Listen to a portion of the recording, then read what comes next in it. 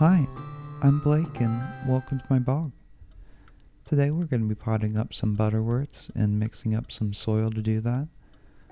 Butterworts are carnivorous plants that catch insects by secreting glue all over their leaves, and then once they've caught something, they then begin to secrete digestive enzymes and in a few cases even wrap their leaves around the insect. This plant is native to Louisiana through to the panhandle of Florida and is also able to grow much farther north.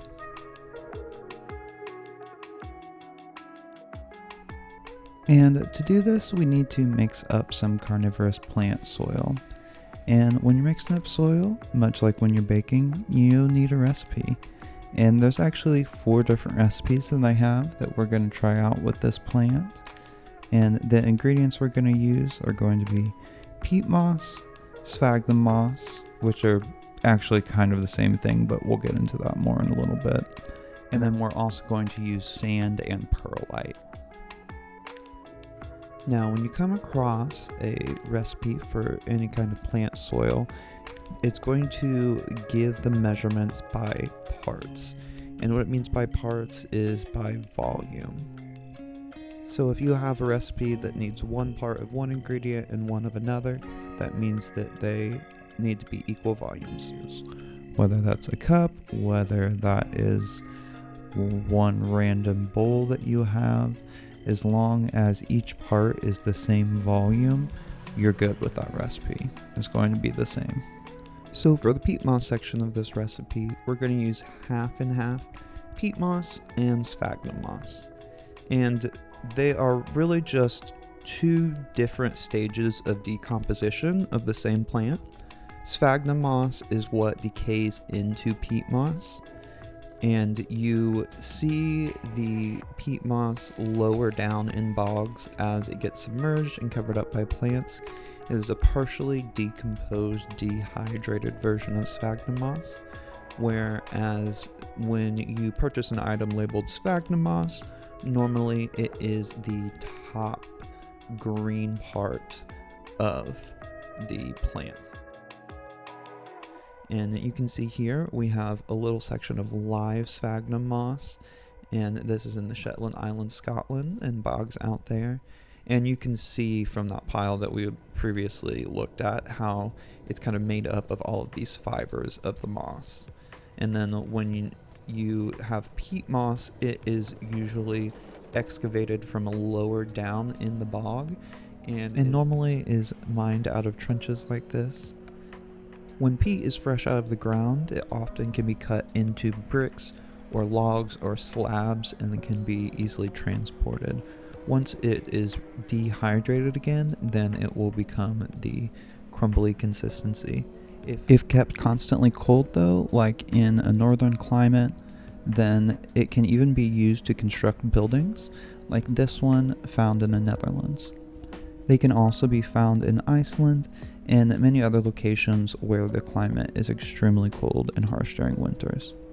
But luckily, we're not building a house today. We are just mixing up some soil. So the first thing that I'm going to do is I'm going to take half peat moss, half sphagnum moss, and mix those half and half by volume. And that is going to make up the peat moss section of the recipe.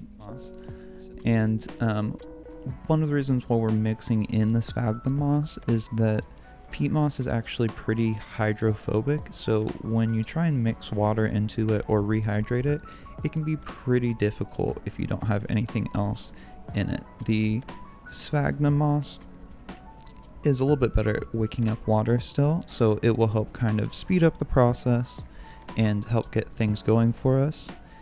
Because if you don't properly rehydrate the peat moss, then you might get a dry spot like you do in brownie batter, and if that hits some part of the plant, then it can really suck the moisture out of it. To mix together the peat moss and sphagnum moss, I'm going to put them in a plastic bag together. I need about 4 cups total to try out each of these recipes, or rather demonstrate each of these recipes, and so I'm going to need 2 cups of each. I also make sure that I chop up my sphagnum moss so that it gets incorporated evenly into the peat moss. And I ended up having just a little extra sphagnum moss, so I went ahead and added enough of the peat moss to finish that off as well. So we're going to add that to the plastic bag, or rather seal up the plastic bag, and then shake it up and really make sure that they are incorporated together, and that will make sure that their two various properties will help hydrate each other a lot faster than they would on their own.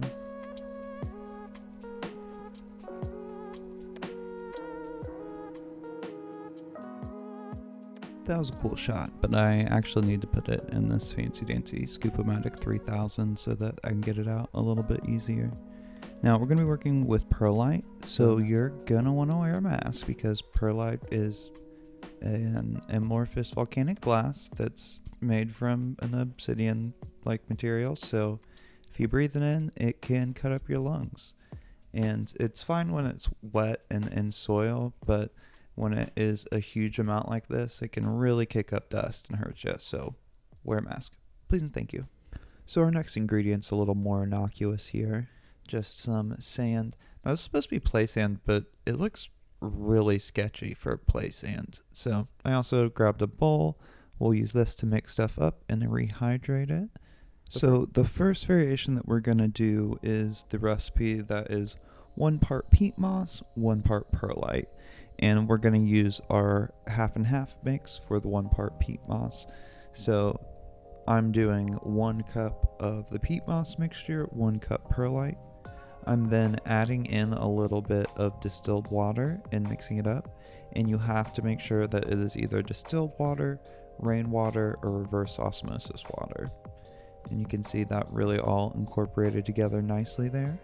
Next up, we're going to do variation 2, which is the peat moss mixture and sand. And once again, those are equal parts. I'm doing a cup of each. And whenever you are mixing up soil for carnivorous plants or any kind of bog plants, you want to keep to the rule of not using tap water. You only want to use the reverse osmosis, the distilled water or the rainwater. Any kind of mineral, chlorine, fluoride, or any kind of particles like that in the water are going to kill the plants. So, big no-no. Even though that sand looked like it was just straight construction sand that got put in 2 bags labeled as play sand, it actually worked out pretty well. I'm worried that this might have salts in it that might burn the plant, but we'll see how that works out. It'll be a fun little experiment. The third variation we're going to do is 2 parts peat moss, 1 part sand, 1 part perlite. And so I'm going to do 1 cup of our mixture, half a cup of sand, and half a cup of perlite. And both the sand mixture and this mixture are really good for when you are seed starting carnivorous plants, because when you are seed starting carnivorous plants, they need to be right on top of the soil. And with the peat moss and sphagnum moss, the seeds are very tiny on most of these plants, and they can really kind of fall down and not get enough sunlight. But with the sand and perlite mixtures, especially the sand mixture, you can get a dense enough surface that those seeds will stay right on top but still get the moisture that they need. And then lastly is our straight up peat moss, but we're once again substituting with our 50-50 peat moss, sphagnum moss, and we are going to make sure that we rehydrate this really well before we put the plants in it. And this is so we don't shock the roots of the plants by accidentally touching them with a really dry chunk of something that is going to slowly suck the moisture out of them. So for this, I'm going to do it right in the bag, since we don't have any of those particles to break up the plant material and reopen pores on the plants. So then I'm just going to knead this like a dough and really make sure that that water gets incorporated into the pores of the plant material, and then that will start to get it reabsorbed. And I'm so sorry I got this way off camera. Oh, I must have realized. That's starting to look really nice and rehydrated now, so we'll go ahead and set that aside so that can continue to soak up as much moisture as it can before we put plants into it. So we're going to be extracting these plants from a terrarium, so I'm going to be using some tongs, some terrarium shears, and then also a bowl for water to keep the plants hydrated. And then I'll also use this plate as a little water reservoir to help keep it as hydrated as possible. Here we have the American pings in the terrarium. So I will leave some of the largest ones and then come in and try and collect some of the little plantlets around the edges here. So I'm just going in with the tweezers and picking them up. You can see they don't really have that big of a root system since they're pretty much sitting in water. And you can see all those little gnats attached to the plant. These plantlets are pretty small, at less than an inch in diameter. And the plant only gets to about 3 or 4 inches in diameter, and it's adult size. Some Mexican ping varieties get much larger though. The giant Mexican ping, aptly named species Gigantea, can get up to about 2 feet in diameter. And unlike most with this gigantic one, it has the glue traps and digestive enzymes not only on the top of the leaf but also on the bottom of the leaf. So if something were to happen to rustle underneath the plant, then it will also be able to be digested. So this little plant had one tiny root holding onto this giant, I don't know if it was a piece of bark or what, chunk of peat. And you might be thinking, Blake, why don't you take the shears? Well, I'm working inside of a terrarium, so I can't really get a second tool in there. So I was trying to shake it off, but I eventually had to pull the plant out and then snip them off. So now I'm going to continue to go through and look for any loose plants or plants that I can easily snip off. This species actually asexually buds, so at the end of each of the leaves, it will begin to grow an entirely new plant if the leaf is touching the ground and begins to rot, or even if not. So here you can see all of the plants that I was able to collect, and I could have gotten a little more aggressive and gotten a few more, but I decided not to. So we are back at the bench. I put them in the water here, as you can see, so that they don't dry out.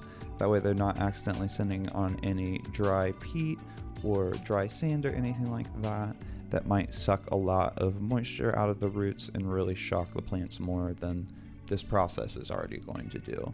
So I'm just adding a little bit of water.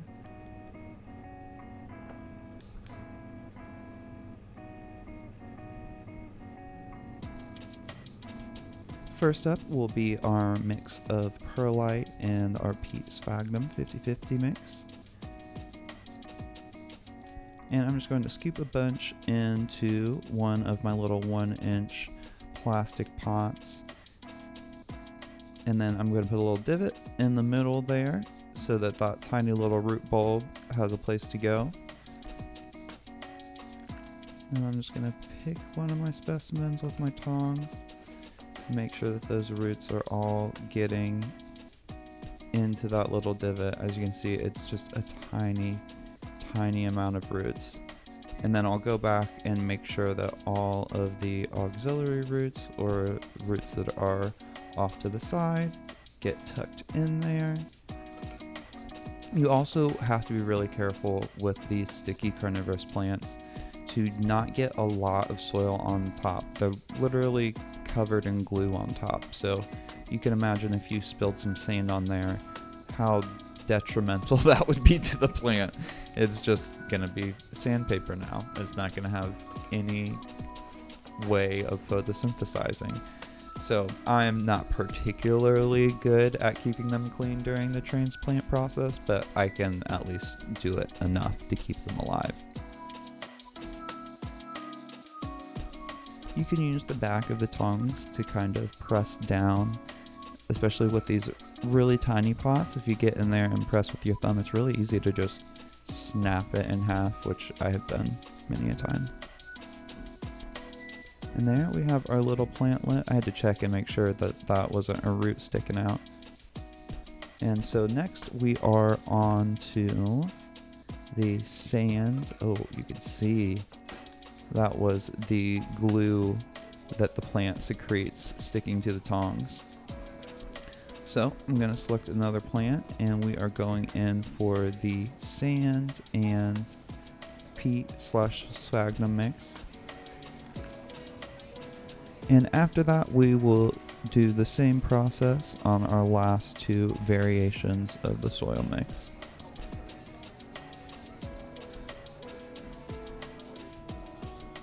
Those are looking pretty good, so we're going to go ahead and give them a good water now that we have them potted up. This will help wash any salts or minerals out of the soil.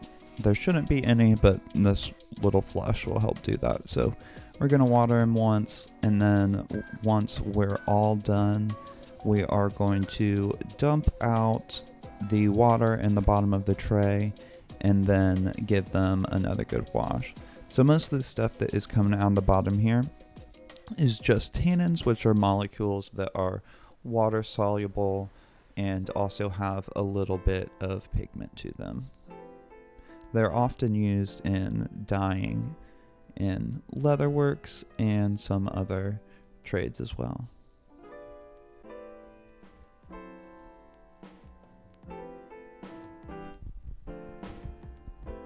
For this plant, I think that the straight up peat and sphagnum, as well as the sand and sphagnum mix, looks like they're going to be the ones that are going to do the best for this plant. It likes to be very wet all the time. And so I'm just going to go ahead and pot up the rest of the plants that I have with the various soil mixes. Now this is by no means like a very scientific test to compare these soils to each other. We need much larger sample sizes to make an accurate comparison with how this plant performs, but I wanted to give you a couple different varieties of soil that you can test out with various carnivorous plants to see what works best for you. The perlite and perlite sand mix work a lot better for nepenthes and other plants that don't grow necessarily in the wettest parts of the bog, or plants that might be a little bit more prone to rot. That is not usually an issue with these plants, as rot is actually kind of part of the life cycle. As the plant begins to ill and rot, the stress of that situation helps trigger the production of the plantlets at the end of the leaves. This final plant was too large for the inch diameter pot, so I went ahead and popped out one of mine. This is either like a 2.5 or 3 inch square pot. Filled it up with some of the various soils.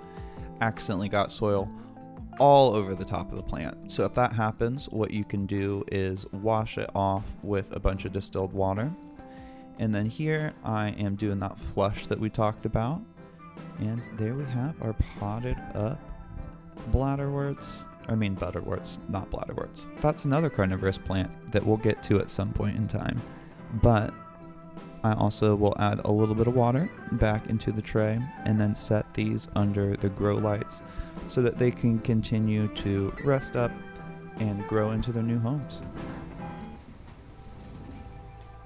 Thank you so much for joining me. Remember to like and subscribe. If you want to submit music, you can submit that to BlakesBogMusic@gmail.com. The music for this episode was provided by Sample Plan. Thank you so much again for letting me use your music. You can check them out wherever you listen to music. Bye-bye.